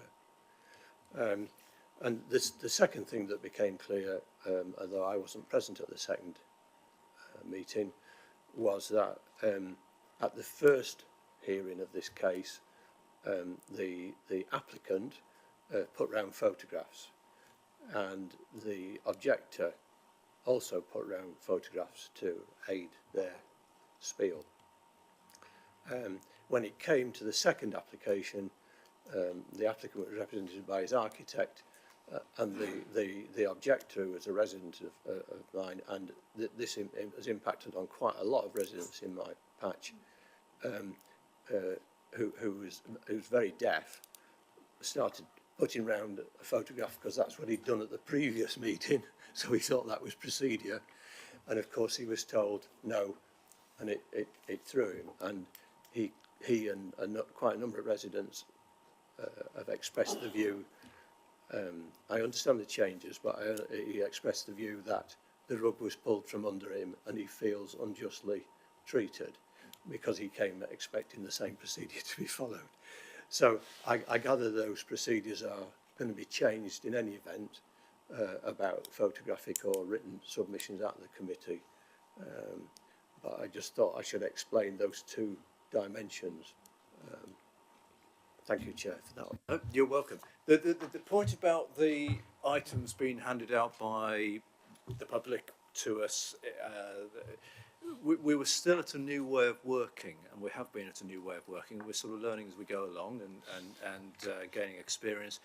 But we were, on reflection, I was advised that whether it's from the applicant or from an objector, bringing something up to the committee members on the night is not really practical, because it's the physical time it takes, and handing pieces of paper around disrupts the meeting. But perhaps more importantly is it could well be introducing new information, new material that officers or we will not have had a proper opportunity to consider. So I appreciate in the first hearing of that application I did allow it, and perhaps it was chairman sort of just being lenient, because that's my way, apart from Councillor Clark. But then subsequently, as we've gone along, we've learnt a little bit more that in the reality of it is a practicality of it. So that was the reason for that. It was unfortunate that the gentleman was hard of hearing, and I have every sympathy with that and understand completely. But also at the end of the day, let's be honest, I don't know, it would make a great deal of difference, because we're, on the one hand, if we've got a photographs or paper put in front of us, at the same time we're listening to a speaker, are we taking it all in anyway? Yeah. My point was, to share the perceptions of the public here, yeah, but also to say that on both those counts, the guidance to members of the public needs to change to reflect both those issues, both the points being made verbally and any photographic evidence. And as long as that's clear beforehand, that's fine. Yes, John. I can quite see what Councillor Jones is on. I mean, maybe when the people phone up and are asked to speak, we could have some kind of a small questionnaire or a little list of it's a bullet point, little sort of, something. Yeah. I mean, not to overface them, obviously, but to try and alleviate the problem on the day. Yep. Sorry, Councillor Clark. Oh, sorry, Nick. Sorry, Councillor Clark. Interesting point that Councillor Jones has raised about this, you know, the verbal aspect and going to the inquiry, etc., which I hadn't really fully appreciated. But we record these meetings, so why can't there be a transcript of the meetings sent as evidence to the appeal inquiry? Same question, the answer is no. They don't consider it. But hang on, whoa. Who doesn't consider what? Well, I can see a hand waving in the corner from Mr. Mitchell, who's going to explain, I think.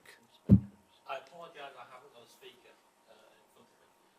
I'd like to thank Councillor Jones for raising the point. We have checked national guidance, and it's very specifically in relation to domestic properties, which go for an appeal under written representation, where there is a limit on evidence. It's national guidance, we cannot submit any further evidence. What we are looking at is we have only been operating speaking for about 18 months. We are learning, as the chairman said, and we are looking at some more guidance in the protocol for public speaking that will certainly look at the clarity about documents that can be used or handed out, preferably before the meeting, so that we can take advantage of them. There is a difficulty associated with the committee. I spoke with Councillor Jones about the recording of the meeting, and we would like to submit that. Unfortunately, we can't for written reps on domestics. We can on all things, but not on that type of appeal. But there is an issue about if council wants to submit their speech beforehand, it does become a late representation, and therefore the officer will comment on that late representation before the council presents it. Sorry, Chairman, that wasn't. I was saying a transcript of what is actually said in the meeting is surely no different to any evidence that the officers or anybody else sends, because it's a matter of exactly and natural justice that what is the difference between what an officer has said and has written in a report and what any speaker says. And provided there's a transcript there of what is said, then that, as far as I'm concerned, that's written evidence. Hopefully I can clarify for you. The role of the planning inspector in those circumstances is not to revisit what the committee's discussions were in terms of the only other way around it is as Mr Mitchell has said, is in terms of submitting the speech and then it gets treated as a late representation, but the planning inspector's role is not to listen to the committee's debate and think about that and consider that in any way, shape or form, which is essentially what the recording would do. But the members debate the application and make a decision. That's not pre-submitted. And the appeal is about the decision that was made that clearly the appellant doesn't agree with. So that's not pre-information or pre-submitted. That was actually made and the debate was conducted during the course of the meeting. So what's the difference between that and public speaking? If you insist, it is, as you say, the appeal is based on the decision, not the debate. Can I say that you're raising a third point, actually, I think, but my 2 points were that is the sole extent of the, what have your say at the planning committee. And all I was saying was it should make it clear that you should put your main points in writing beforehand and amplify, fill them out in your speech if it happened to go to appeal.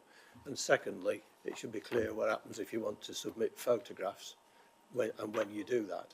What you're raising is a record of the committee's discussion, which is a third and separate issue. But okay, well, Councillor Mallender, yeah. I was just going to say, I think that is Councillor Clark raised a very good point there, because are they only looking at the report that is given to this committee? They're looking at the written report and stuff on the website. Do they look at that?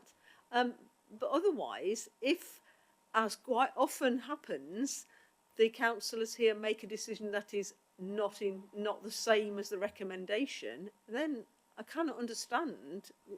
You know, I mean, it's okay if it's the same as the recommendation. There's not a problem.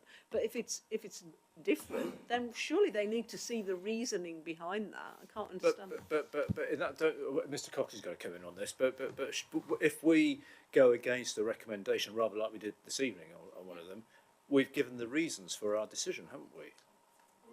So, Mr. Cox. Sorry, yes, just to interject there. The procedure we're talking about is a fast-track appeal procedure, and it only relates to householder extensions and some minor development. But essentially what happens is the inspectorate will request certain documents from the authority, such as the officer's reports, representations made by consultees and neighbour objections.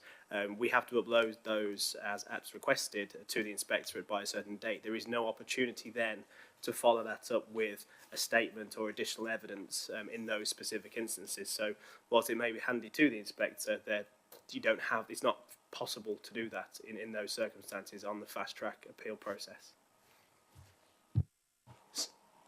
So my concern was clarity for members of the public.